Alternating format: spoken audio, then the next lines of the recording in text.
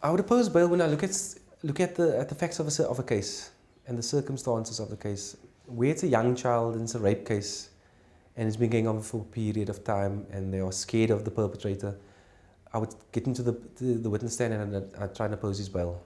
Although at the end of the day, the bail or the setting of bail is in the hands of the court. I would just state the facts of the case and then the court would decide if the person would get bail or not. Where a suspect has previous cases, not necessarily sexual offences, but previous cases or convictions on any type of a case, or especially when there's violence, where there's outstanding warrants of arrest, maybe, or pending cases, whether similar or without violence or with violence, I would go stand in the box and testify against him and then ask that he be kept in custody.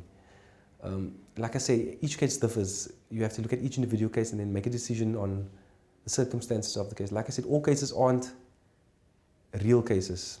A lot of cases we receive, a few of the, I would say 20% of the cases we receive, you find at the end of the day that there is some reason why the victim made the case, that maybe it wasn't a rape or an indecent assault. They're trying to get back at the perpetrator for some other reason, or there's drugs involved or things like that. Then you look at those circumstances and you decide whether or not to oppose his bail or not, but we try. And what usually happens when you make a request? Does the court usually honor your request? Personally, when I request the court to oppose bail, they would always hold a bail application when we request to oppose bail.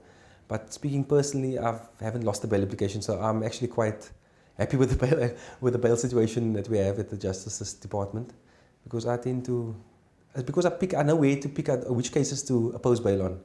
I already know what the criteria is the magistrates look for.